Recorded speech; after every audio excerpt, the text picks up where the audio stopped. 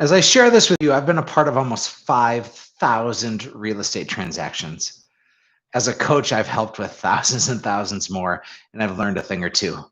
Doesn't mean I know it all, but I know that there's five things, five laps of any real estate transaction: yesterday, today, tomorrow. Okay, so to understand this, we have to figure out, where do our clients come from before we fully establish these laps. All right, so there's three things that our clients will do, three ways in which we get this business. Number one is PCSOI, past clients and sphere of influence.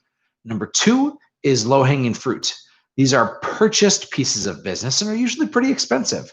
Zillow, Realtor, Trulia, radio leads, home light leads, referrals from other people. It's expensive, but it's low hanging, right?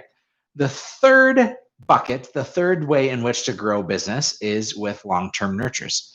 These are forced registration leads and pay-per-click leads. So when we understand these three buckets, I want to lead into now the laps of real estate. And the first lap number one, if you're taking notes, this would be a good thing to write down. Lap number one is your marketing lap. So you got to get the business from somewhere, right? You've either earned it through the first bucket, the PCSOI, or you've bought it and nurtured it through the other two. That's where the business comes from. That's lap number one. It happens all the time, is that there is a marketing lap.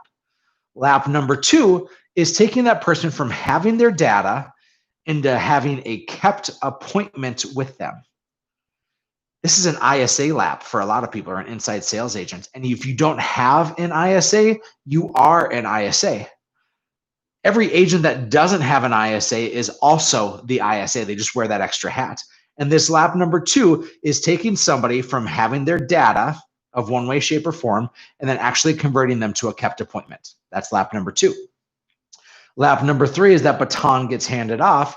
This is now converting the person from showing up at the appointment, from a kept appointment, to getting them under contract, meaning they are agreeing to work with you in an exclusive representation agreement. Now, a lot of people don't do these exclusive right to represent agreements. Shame on you. You can do better. We all can do better. And it's imperative to try to get that person locked into a contract with you so that you can deliver the level of service that we're called to as realtors. Now, lap number four is taking that person from the under contract position to a pended transaction, or escrow. This is showing them houses until they win on a deal. This is putting a listing out there and setting them up for success. And finally, lap number five is taking that person from a pended transaction to a closed transaction. And then, of course, they cycle back. We cater to our past clients, and they come back around for lap number one with the marketing lap, trying to, again, get their attention so that they will begin the process over again. Happens in every transaction, and let's do this. First off, number one, what is your profit goal? A percent. I'm not talking a dollar amount. I'm talking a percent. Millionaire Real Estate Agent, the book that has kind of been the Bible for how to build real estate teams and real estate businesses, says that your goal should be 40% profit. 40% is insane, y'all. I would love to find a business that doesn't have that Rainmaker's production as a part of that money. And I'd love to figure out, how in the world do you get to 40%? I actually think 25% is like the target goal. 15 to 20% is good, but 25% is the target goal. Meaning, if you're an agent on your team, or you're the Rainmaker in production on your team, those splits look the same. If I own my company, but I'm in a producing spot on it, I'm paying myself in a separate bucket as a realtor. And if I'm splitting my deals with the company, or I'm splitting my commission with the company, they're getting paid the same from me as the company owner as they are from the agent as well. It's imperative to make sure your numbers look like this. But here's the challenge. Let's take 20% profit. We're going to use very simple math. If your goal is 20% profit, take those 5 laps I just talked about. With those 5 laps, how are you going to pay them? It's a really simple question. I don't want you to take what you know already to be true. I don't want you to look at this with a biased perspective. I want you to look at this with fresh eyes and tell me, what do you value in this? You have 80% left to give of your cash. You're going to keep 20% as profit. So the other 80%, where does it go? Marketing, lead conversion, getting the person contracted, finding the house or selling the house, or transaction coordinating. You have 80% to give, and you got to break it up ever so intently. Because right now, what's happening in most people's worlds is they are not seeing profit from their real estate team. And they're not seeing profit because they're giving about 50% of their production essentially to lap 3 and lap 4.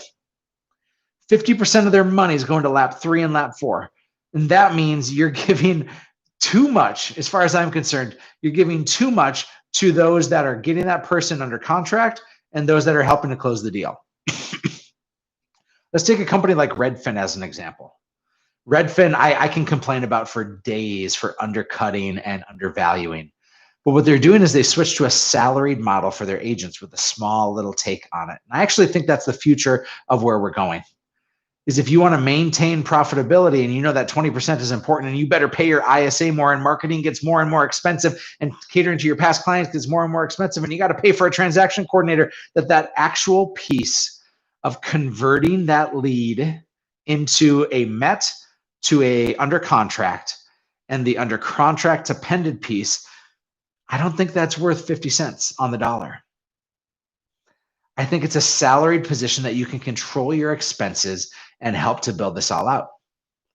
I think ISAs are underpaid because in most people's worlds, they're getting 5 to 10% of this 100%. And I think that's too little. I put a lot of value into that second one, into that second lap. That first lap is marketing. That gets more expensive by the day. Frankly, it does, especially if you're catering to that low-hanging fruit, because that's a really expensive medium. So with all that being said, I want you to do this. There's some homework on this video, gang. Is you've written out those laps. I want you to assign a percent or a dollar value to each of those.